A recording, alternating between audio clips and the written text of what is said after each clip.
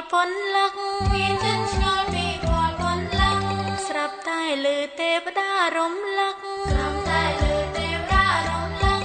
ថាព្រឹកនាងឯងទ្រង់រស់វិញខ្ញុំដឹង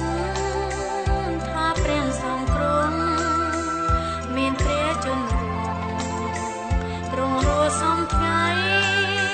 ម្ដងក្នុងធម្មៈមានចិននឹកមីស្មានថាទ្រង់ខ្សែខ្លាយជាខ្មោចហើយមានផងតាងអងអងច្បាំងមានផងតាងអងអងច្បាំងថាព្រះគ្រីមិនមែនខ្មោចឡើយមិនមែនខ្មោចឡើយធម្មងស្ទាមរបងត្រង់ហើយស្ទាមរបងត្រង់ហើយទើបព្រមឆ្លើយថាទ្រង់រស់ប៉ិន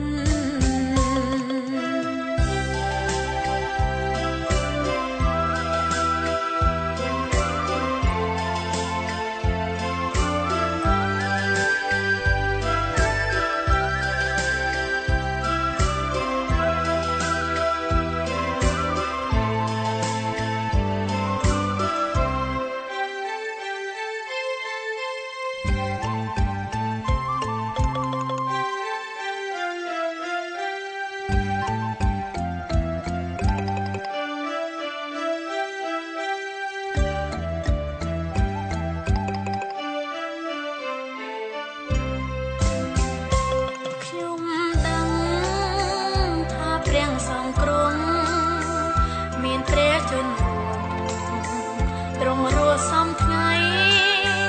មានភ្នំច្រើនណាស់មន្ទិលសង្ស័យថាព្រះចឹងថ្លៃមិនរួងវិញឡើយទ្រង់លេងមកឯពួងសាវាំងឲ្យឃើញចឹងផ្ទាល់នឹងភ្នែកហើយគេលេងភ័យលេងខ្លាចលេងល្វើយហើយថាទ្រង់រស់ប៉ិនខ្ញុំដឹងថាព្រះសង្ឃគ្រងមានព្រះជន្មទ្រង់រងសំថ្ងៃ